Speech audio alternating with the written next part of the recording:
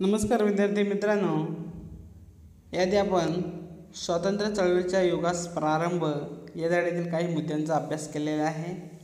यामध्ये ब्रिटिश राजवटीतील प्रशासकीय केंद्रीकरण, आर्थिक शोषण, पाश्चात्य शिक्षण, भारताच्या प्राचीन इतिहासाचा अभ्यास, वृत्तपत्रांचे कार्य, राष्ट्रीय सभेची स्थापना, राष्ट्रीय सभेची उद्दिष्टे आणि मवाळ युग या मवाळ युगाची माहिती आपण बघितलेली आहे।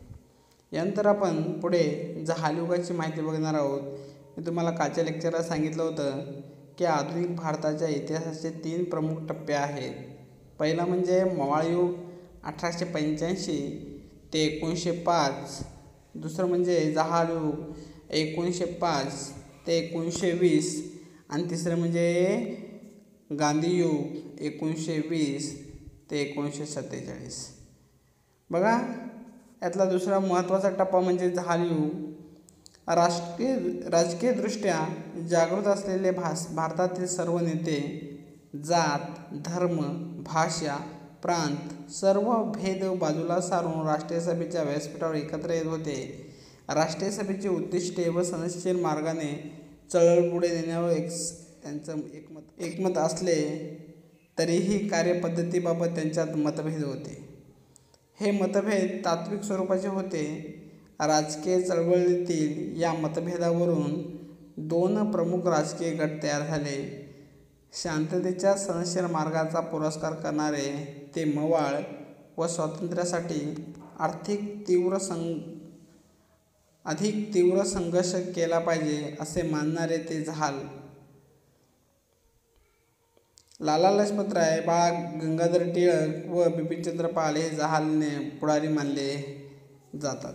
बघा, ज्याप्रमाणे मवाळ युग सुरू झाले, या मवाळ युगातील जे नेते होते त्या सर्वांनी अतिशय शांतपणे आणि सनदशीर मार्गाने आपल्या मागण्या सरकारपर्यंत पोहोचवण्याचा प्रयत्न केलेला आहे। लोकांमध्ये जनजागृती घडवण्याचं काम केलेलं आहे।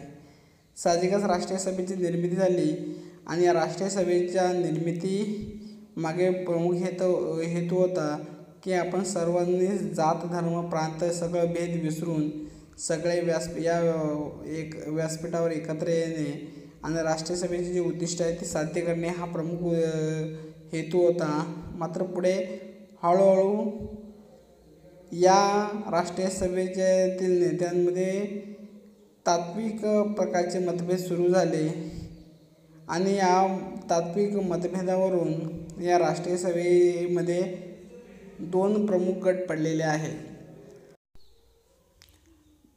या 2 गटांमध्ये तात्विक मतभेद झालेले आहे।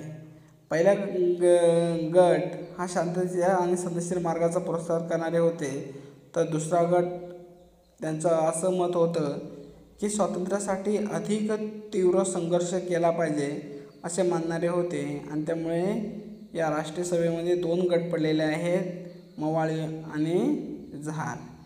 या जहालांचे जे प्रमुख नेते होते ते म्हणजे लाला लजपतराय, बाळ गंगाधर टिळक आणि बिपिनचंद्र पाल यांचे प्रमुख पुढारी मानले जातात। बघा पुढे, सुरुवातीच्या काळात जहाल नेत्यांनी भारतीयांमध्ये राजकीय जागृती घडवून आणण्यासाठी वृत्तपत्रे, राष्ट्रीय उत्सव, राष्ट्रीय शिक्षण या मार्गाचा अवलंब केला। केसरी व मराठा या वृत्तपत्रातून लोकमान्य टिळकांनी सरकारच्या दडपशाहीवर घणाघाती टीका केली। बंगाल प्रांतात अमृत बाजार पत्रिका हे जहाल मतवादी विचाराचे मुखपृष्ठ होते। आपापसातील भेद विसरून लोकांनी एकत्र यावे, त्यांच्या विचारांचे आदानप्रदान व्हावे, राष्ट्रपुरुषांच्या कार्यातून सामान्य जनतेला प्रेरणा मिळावी या हेतूने टिळकांनी शिवजयंती व गणेशोत्सव या उत्सवाचे आयोजन केले। बघा, साहजिकच ज्याप्रमाणे मवाळ नेत्याने या राष्ट्रीय सभेचं कार्य पुढे केलेलं आहे, त्याप्रमाणे जहाल नेत्यांनी सुद्धा असंच कार्य पुढे ठेवलेलं आहे, लोकांमध्ये जनजागृती घडवण्याचं काम केलेलं आहे। जहाल नेत्यांनी सुरुवातीच्या काळात भारतीयांमध्ये राजकीय जागृती घडवून आणण्यासाठी वेगवेगळी जी वृत्तपत्र आहेत, राष्ट्रीय उत्सव आहे, राष्ट्रीय शिक्षण आहे, या अशा वेगवेगळ्या मार्गाचा अवलंब केलेला आहे. या व्यतिरिक्त केसरी, मराठा, अमृत बाजार पत्रिका अशा वेगवेगळे जे वृत्तपत्र होते त्या वृत्तपत्रातून सुद्धा लोकांमध्ये जनजागृती घडवून आणण्याचं काम केलेलं आहे. बघा, म्हणजे लोकांमध्ये विचाराचे आदानप्रदान व्हावे यासाठी सुद्धा या म्हणजे जे वेगवेगळे राष्ट्रपुरुष आहेत त्यांच्या कार्यातून सामान्य जनतेला प्रेरणा मिळावी या हेतूने लोकमान्य टिळकांनी काय केलेलं आहे, शिवजयंती आणि गणेश उत्सवचं आयोजन केलेलं आहे. म्हणजे राजकीय कारणासाठी लोक एकत्र येतील आणि काय होतील, त्यांच्यामध्ये माहितीचं आदानप्रदान होईल. बघा, राजकीय कारणासाठी लोक एकत्र आले तर सरकार त्यांच्यावर बंदी घालेल, परंतु धार्मिक कारणासाठी लोक एकत्र आले तर सरकार त्याच्यावर बंदी घालू शकणार नाही असे त्यांचे मत होते. टिळकांनी मंडाळीच्या तुरुंगात गीता रहस्य हा ग्रंथ लिहिला. त्यांचा गाभा कर्मयोग असून लोकांनीही कृतिशील राहावे यावर त्यांचा भर होता. स्वभाषा स्वसंस्कृतीविषयी प्रेम आस्था बाळगणारी पिढी निर्माण व्हावी यासाठी जहाल नेत्यांनी शिक्षण संस्था स्थापन केल्या. लक्षावधी लोकांनी स्वातंत्र्य चळवळीत भाग घेऊन सरकारला आव्हान देऊन संघर्ष केला तरच यश मिळेल असे जहाल नेत्याचं मत होते.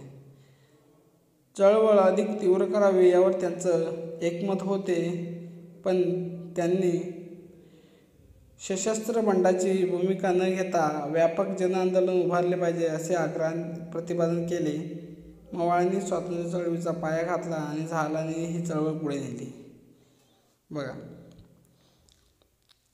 लोकमान्य टिळकांनी जो शिवजयंती आणि गणेशोत्सवाचं आयोजन केलं त्यामागे राजकीय बघा त्यांचा हेतू असा होता की साहजिकच राजकीय हेतूसाठी जर लोक जर एकत्र आले तर सरकार त्यांच्यावर बंदी घालेल आणि धार्मिक कारणासाठी एकत्र आले तर सरकार त्यांच्यावर बंदी घालणार नाही.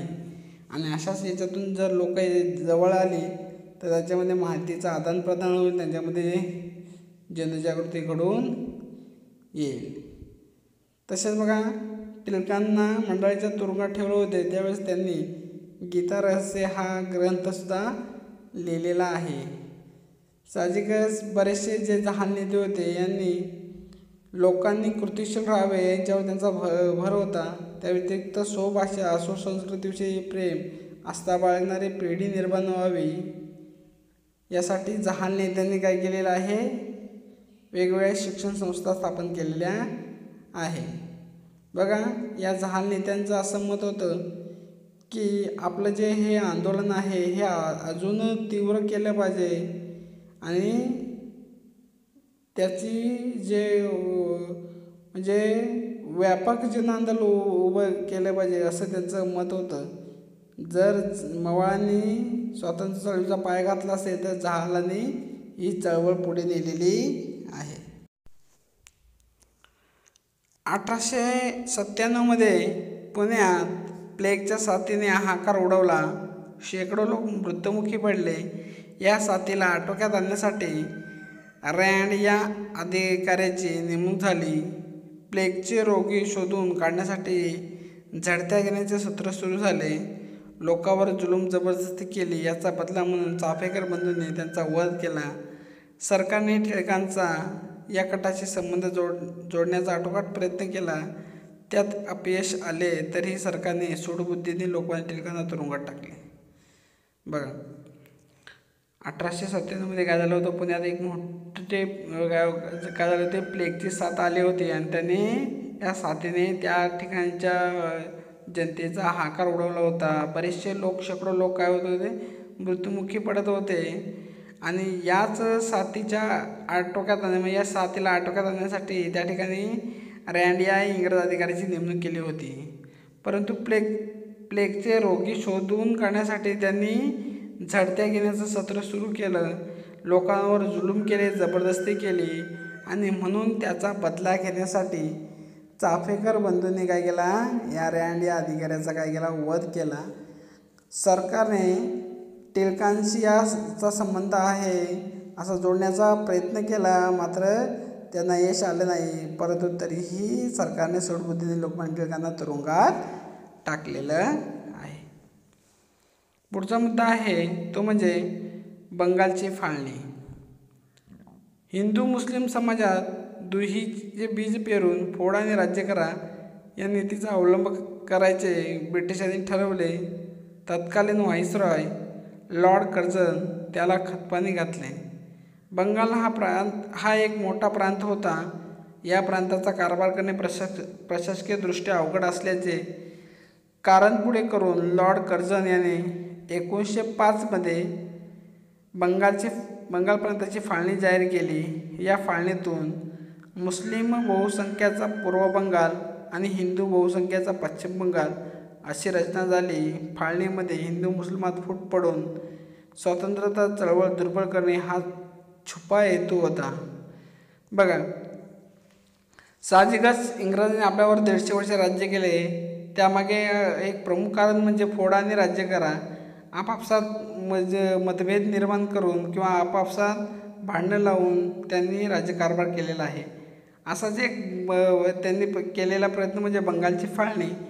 बंगाल हा प्रांत प्रशासकीयदृष्ट्या खूप मोठा आहे किंवा बंगाल हा प्रांत खूप मोठा आहे असं एक कारण सांगून काय केलेलं आहे, बंगालचे बहुसंख्य हिंदू आणि बहुसंख्य मुस्लिम असलेले बंगालचे 2 भाग केलेले आहेत.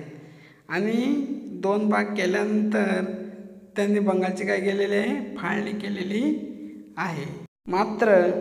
मात्र बंगालची फाळणी करण्यामागे मुख्य हेतू होता तो म्हणजे हिंदू मुस्लिमात फूट पाडणे आणि जी स्वातंत्र्य चळवळ आहे ती स्वातंत्र्य चळवळ दुर्बल करणे हा त्यामागचा एक छुपा हेतू होता. आणि म्हणून या बंगालच्या फाळणीविरुद्ध मोठे आंदोलन पुढे उभारलेले आहे. त्याचा अभ्यास आपण पुढच्या लेक्चरला बघणार आहोत.